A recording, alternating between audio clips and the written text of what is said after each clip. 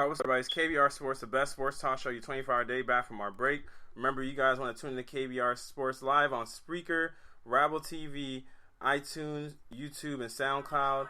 And remember, you guys should subscribe and follow on there. Also, share KBR Sports, comment and like, so that we can get out there more so. And also, you guys can show your appreciation and love for KBR Sports. And don't forget, you guys can call in and join in our discussions by calling to 571-991-0566. And remember, whenever you on Spreaker, whenever the segment ends, just refresh the page. That's about 20 to 30 seconds because when the segment ends, the stream is going to end right there. So refresh the page after 20 to 30 seconds, and then it'll be right back up.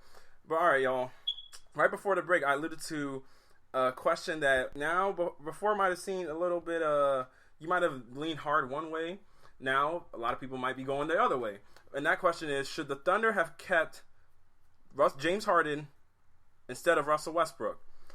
And just to, give you guys some background so people aren't just going into this blindly, so you can actually consider what you're getting since James Harden's departure. So since James Harden left the Thunder, Russell Westbrook's averaged 25.1 points a game, 8.7 assists, 4.1 turnovers, 7 rebounds, 1.9 assists, and 1.9 steals, a free throw percentage of 81.9, 3-point percentage of 31.2.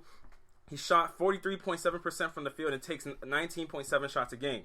James Harden's averages since leaving OKC: 27.2 points per game, 7.2 assists, 4.2 turnovers, 5.7 rebounds, 1.7 steals, free throw percentage of 86, 3-point percentage of 36.4, and a field goal percentage of 44.2, and he takes 18 shots a game.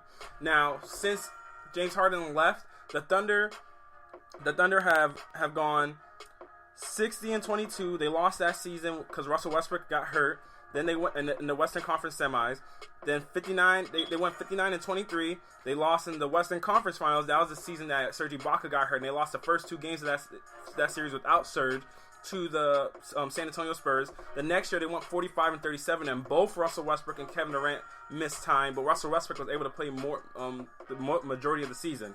Then the most recent year they went 55-27 and lost in the Western Conference Finals. Then as well as Houston was 45-37 in their first season with James Harden, which they lost in the Western Conference first round. Then they went 54-28, lost in the first round. Then they went 56-26 and lost in the Western Conference Finals. Last year they went 41-41 and lost in the first round to the Warriors. This year they're 32-12, and they're I believe the 3rd seed in the Western Conference. So Nigel, when it comes down to it, should OKC have traded away Russell Westbrook instead of James Harden? No, they should have amnestied Kendrick Perkins and kept James Harden, Russell Westbrook, and Kevin Durant. That's my answer.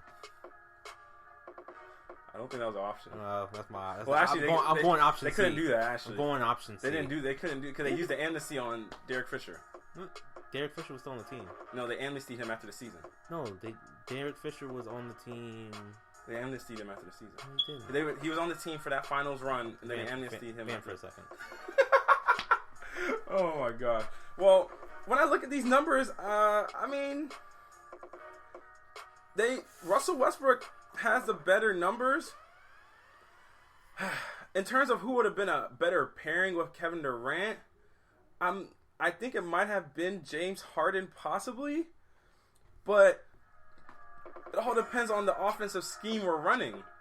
Because this James Harden is the James Harden under Mike D'Antoni. Whereas I got that Russell Westbrook with Billy Donovan or Scott Brooks at the time, who Scott Brooks was regarded as a coach who didn't really know how to coach his superstars. So at that time, it wasn't really a team seen as, it was just like, ISO for Westbrook, ISO for Kevin Durant, whoever else. So they weren't really seen as a prolific offensive team. And now James Harden's numbers have escalated because of the fact that he's playing at such a fast pace under Mike D'Antoni. He's surrounded by all 3-point shooters, so he leads the league in assists. But his James Harden. Oh, okay.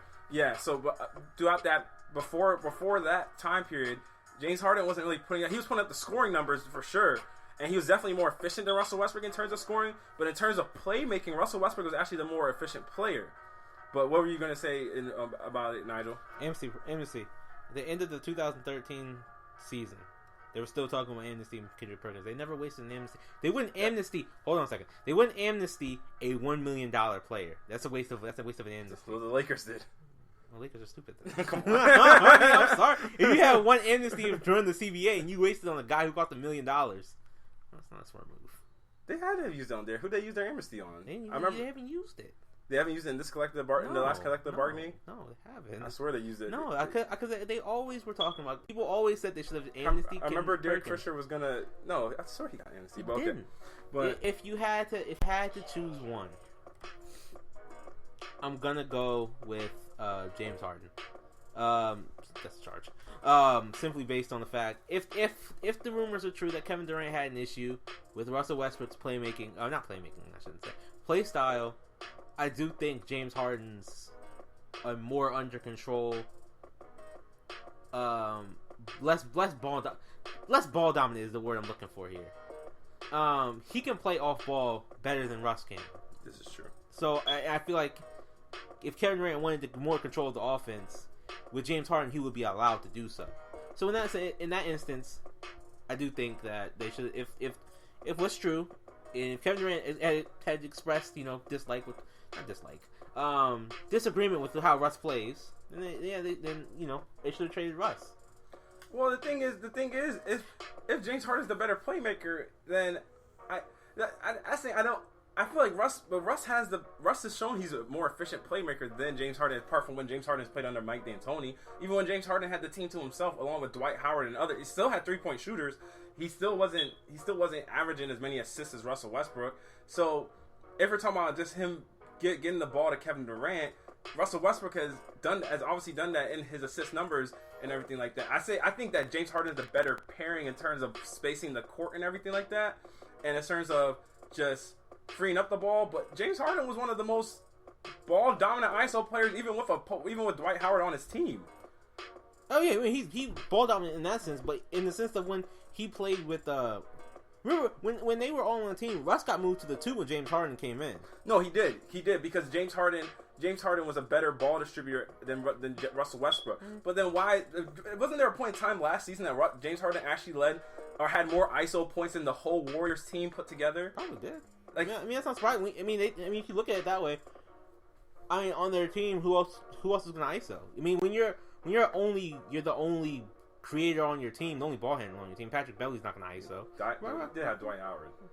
When you're the only person on your team that can ISO the ball, with Dwight Howard, the issue with Dwight Howard was his offense had regressed heavily. It did. And he was either A, going to get fouled, which he can't shoot free throws, turn the ball over, which he couldn't do. He did a lot.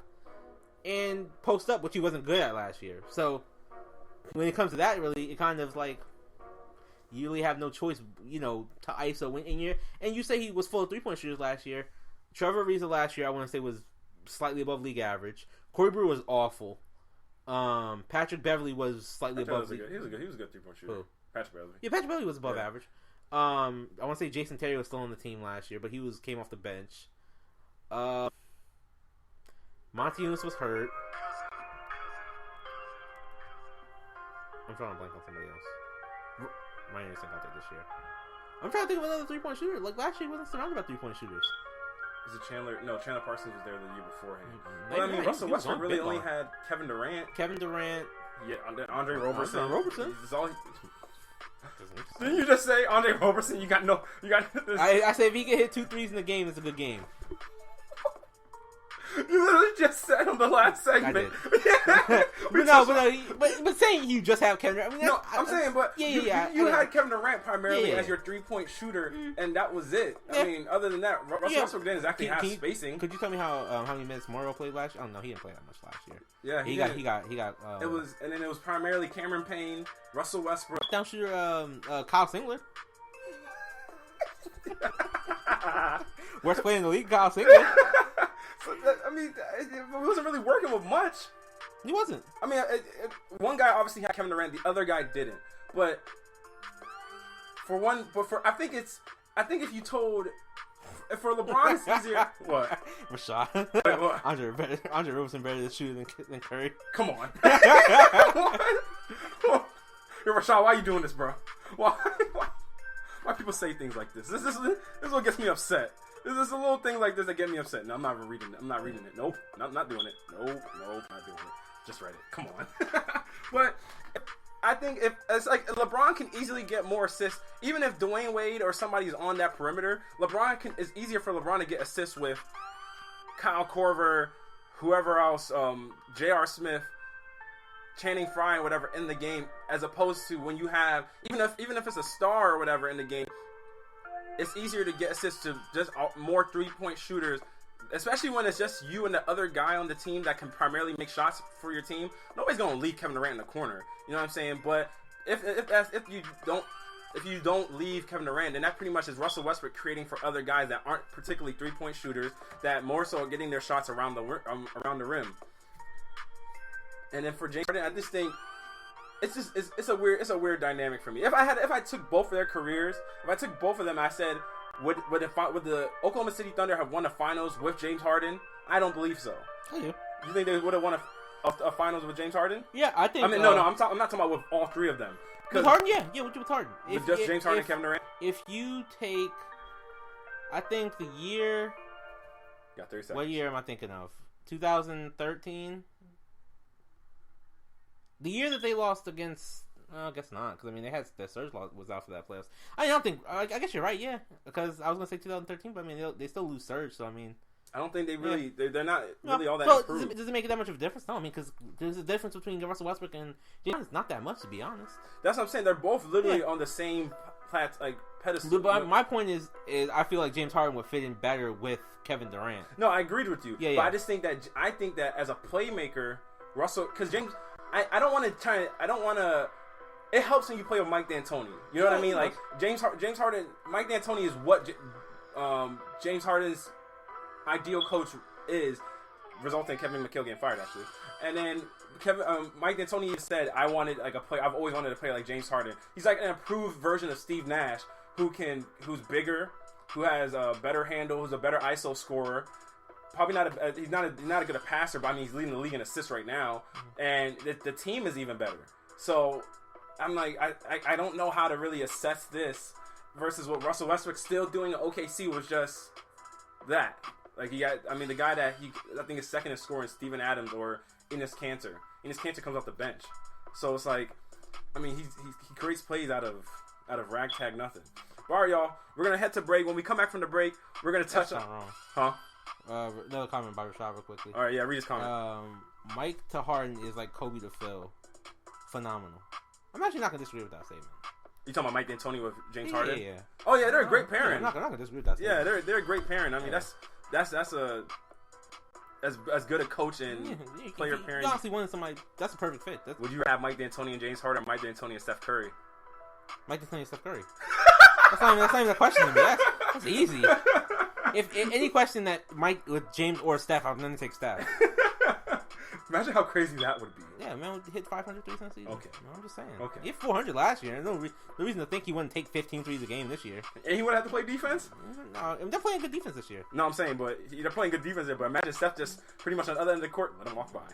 Save all the energy for offense. No, he's got James Harden buying in defense. He'll get Steph Curry buying. So weak.